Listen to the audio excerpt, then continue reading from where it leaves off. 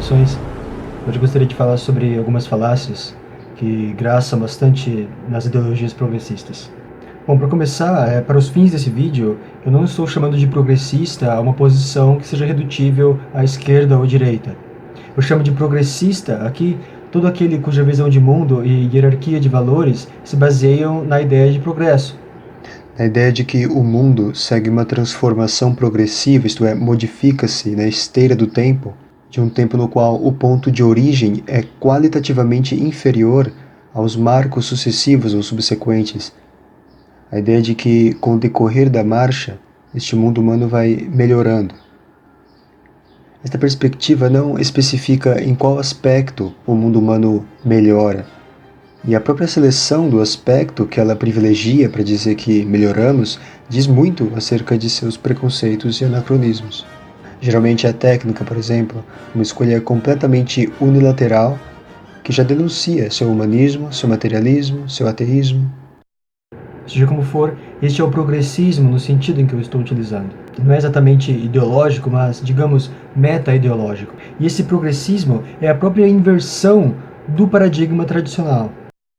No paradigma tradicional, o ponto de origem é necessariamente superior aos pontos sucessivos pelo simples fato de conter em si todas as potencialidades que, na linha do tempo, se desdobram dele. A origem em si é supratemporal, e não importa o que se manifeste no tempo, isto que se manifesta já estava encerrado no invólucro da origem, que é o ventre do qual tudo vem à luz, vem a ser. O progressista preconcebe a perfeição como situada no ponto de chegada da marcha, ou seja, a perfeição estaria no futuro. O homem atravessa estágios, tornando-se cada vez mais próximo desta perfeição. O homem tradicional preconcebe a perfeição situada na origem, e o homem dela vai se desatando por uma série de exteriorizações, de dispersões na multiplicidade, de desvios, de enganos, de subversões, tornando-se não cada vez mais perfeito, mas cada vez mais imperfeito. O homem tradicional também diz que há perfeição no futuro, mas essa não seria um estágio inédito, e sim o reencontro com o estado primordial.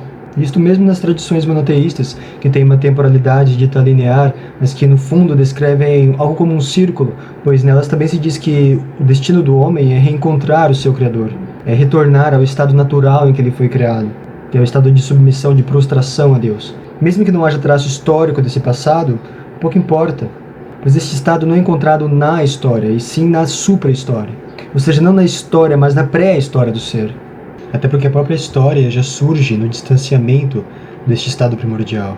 Mais do que isso, da perspectiva tradicional, esotérica, mística, iniciática, este estado primordial perfeito, embora possa ser representado como situado no passado, ou seja, nos tempos remotos, na origem, ou no futuro, ou seja, como um destino escatológico, ele pode ser alcançado individualmente no agora. Eu já mencionei em algum vídeo que há uma articulação entre a dimensão interna e externa, entre as realizações escatológicas interna e externa. É preciso realizar a presença da figura escatológica, seja o irmão oculto, Mashiach, Kalki, Saoshyam, Maitreya, enfim, que é preciso realizar a presença dessa figura escatológica internamente, para que ela possa se manifestar externamente. Do mesmo modo, esse estado de perfeição, de completude, de conclusão, o homem pode experimentá-lo, alcançá-lo individualmente no presente. O homem pode presenciá-lo espiritualmente, pode alcançá-lo misticamente. Ele deve ao menos tentar alcançar essa perfeição ainda em vida, ou seja, sem precisar morrer de fato. Ele deve reencontrar a origem do universo ainda em vida. Não é preciso que ele morra ou que o mundo acabe para ele reencontrar essa origem. Em resumo, o locus da perfeição é individualmente acessível não no passado nem no futuro simplesmente, mas no agora. A condição humana original é um presente perpétuo acima da correnteza do tempo. Ela jaz no topo de uma montanha, abaixo da qual, e só abaixo da qual, correm as águas do tempo. O homem tradicional entende que a degeneração moderna, ou isso que nós chamamos assim, é o estágio mais avançado de distanciamento da perfeição originária. Mas que justamente por isso ela pode ser vista talvez como um ponto de retorno, uma etapa de retorno a essa origem. A curva descendente do ciclo logo far-se-ia uma curva ascendente. Uma das ideias fixas dos progressistas é que, ao longo da história da humanidade, sempre houve sujeitos que, por não se encaixarem na norma, eram reprimidos pela sociedade, pelo poder. E uma tal repressão social e política impedia que esses sujeitos dessem expressão a seus desejos, a seus pensamentos, e que agora, só agora, esses sujeitos despertaram para a reivindicação dos seus direitos de expressão dos seus desejos, dos seus pensamentos e das suas tendências íntimas. Esse é um dos maiores e mais monstruosos mitos das ideologias progressistas. Não que no passado não houvesse esses sujeitos, que não houvesse norma, que não houvesse repressão. O erro, a monstruosidade, reside em colocar na mente daqueles sujeitos um conjunto de elementos emocionais, psicológicos, ideológicos, etc., que é absolutamente estranho a eles e ao mundo deles. É um anacronismo grotesco, bizarro, uma violência, às vezes uma trapaça mesmo. Bom, para fins que talvez fiquem claros no fim do vídeo, eu escolheria como exemplo os anacronismos cometidos pelo contemporâneo no tocante à relação do ser humano com o sexo.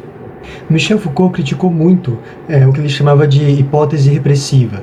A ideia de que o poder se manifesta apenas reprimindo, apenas dizendo não. Para ele, pelo contrário, o poder se manifesta dizendo sim. O poder não impede uma potência de se manifestar, mas a estimula a se manifestar de determinada forma. O não é interessante para a economia do poder, especialmente no liberalismo.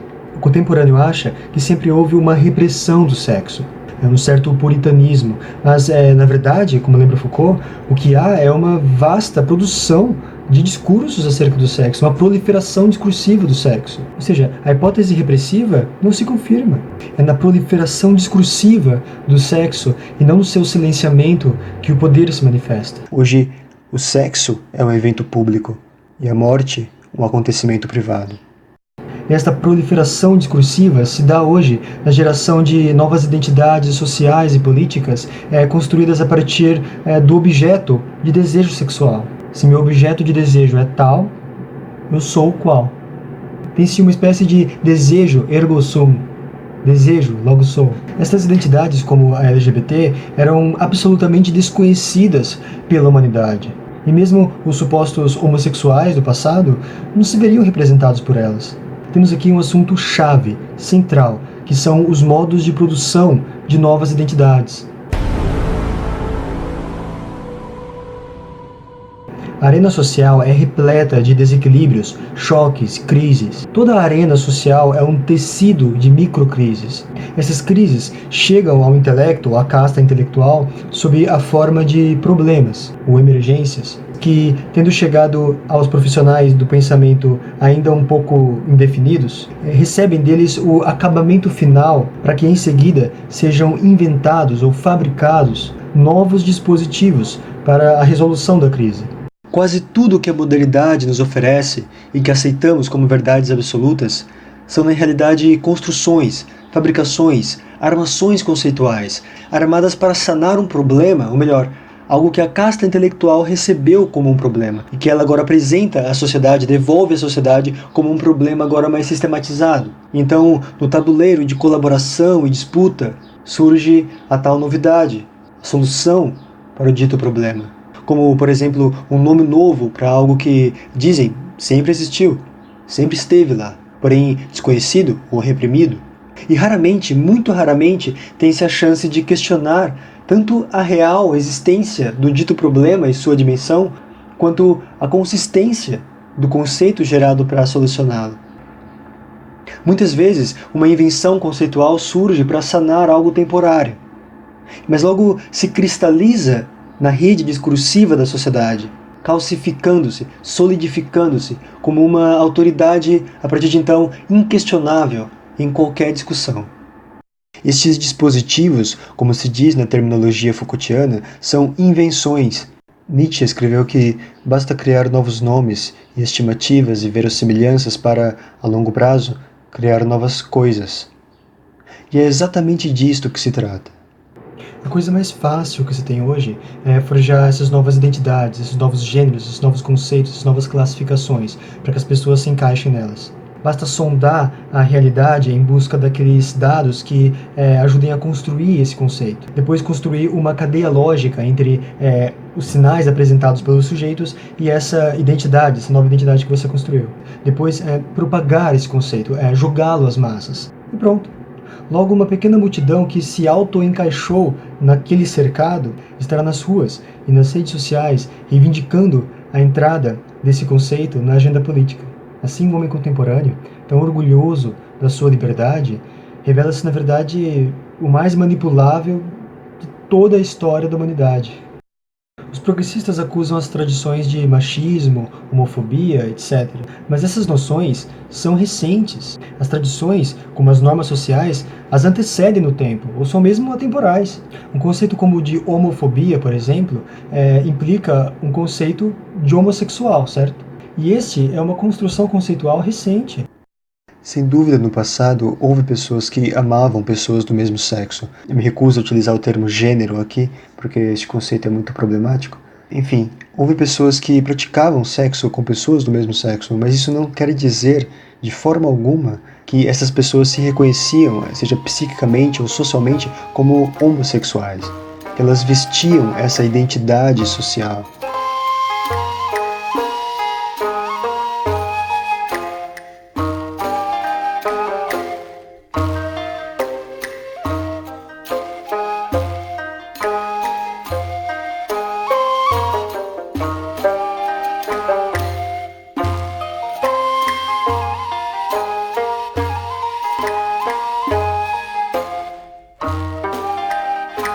Nem que elas desejassem fazer reformas no governo para satisfazer a seus desejos.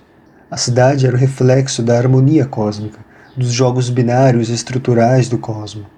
Política era uma coisa séria demais para ser mexida e reformada para fins de satisfazer aos instintos do indivíduo. A besta que habita o homem era mantida hermeticamente fora da política. Na Assembleia só pode entrar o divino do homem. Se algum indivíduo no mundo da tradição gostasse de deitar-se com outro homem ou desejasse assim fazê-lo, jamais desejaria alterar a ordem da cidade, que, repito, é a própria ordem cósmica, para garantir seu direito tão irrelevante, mísero, efêmero, de beijar outro homem em público. Os defensores dessas ideologias gostam de identificar expressões de uma cultura trans no interior das tradições. Mas vale frisar que, além de essas emasculações serem feitas, como o caso do Hijra indiano, com vistas a agradar uma divindade, diferenciando-se já então substancialmente da atual cultura trans, o próprio sistema que permite esses casos suspende imediatamente uma série de direitos sociais dos emasculados. Pois nesse sistema, o preço da renúncia do próprio sexo é a renúncia do direito político contido nele, e de que ele, seu sexo, é o princípio mesmo, o portão de entrada. A emasculação, nesses casos, é uma renúncia à política, e o emasculado é destinado ao lado de fora da Assembleia, do círculo decisório da sociedade, preço que, nessas sociedades, ele paga sem fazer escândalo. Quando os progressistas citam alguma sociedade em que a homossexualidade, como eles chamam, circulava abertamente, eles se esquecem de que nessa sociedade aquilo era permitido justamente por ser a marca da exceção. A presença da exceção que é necessária para justificar a regra. A anormalidade que serve de contraste para esclarecer ainda mais a normalidade. Mas os progressistas fecham os olhos a isso. Eles querem pensar que esses sujeitos eram permitidos porque tal sociedade não se regia por uma heteronormatividade, este conceito grotesco que forjaram para patologizar indiretamente as formas tradicionais de união e a militância em sua defesa. O mundo tradicional conhecia o sexo, e conhecia bem, muito melhor, aliás, do que o homem moderno. O mundo tradicional conhecia o sexo, mas desconhecia conceitos como heterossexual ou homossexual. Portanto, primeiro, é um anacronismo grotesco dizer que uma tradição ou religião é homofóbica. E segundo, o verdadeiro responsável pela homofobia é quem forjou a novidade conceitual a que isto se refere. Eu crio um conceito, digamos X, depois acuso alguém de ser anti-X, sendo que o ato que condicionou o anti-X foi a criação do X. As novidades é que devem explicações à tradição, não a tradição às novidades. Os modelos tradicionais estiveram autoexplicados e somente uma amnésia ou uma cegueira pôde ocultar seu sentido àqueles que os questionam. As tradições é que devem julgar as novidades, não as novidades julgar as tradições.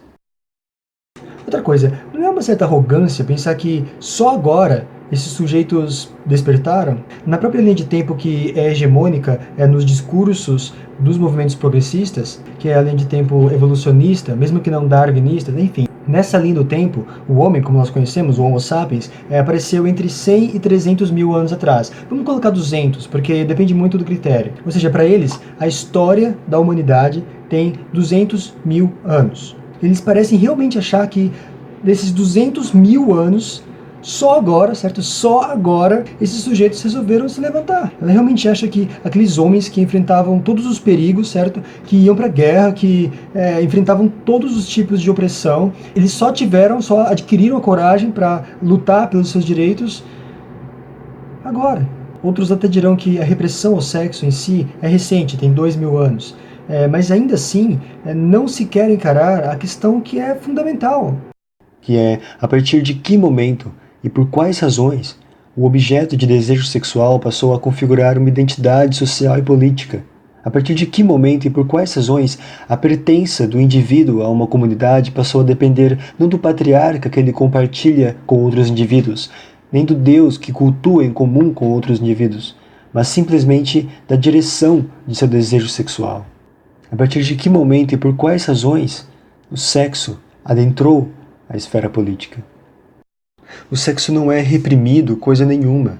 É a base central de uma proliferação discursiva de uma casta tagarela. É o assunto da moda há 120 anos. É engraçado como Foucault notou que, desde Freud, só se fala de sexo fazendo pose.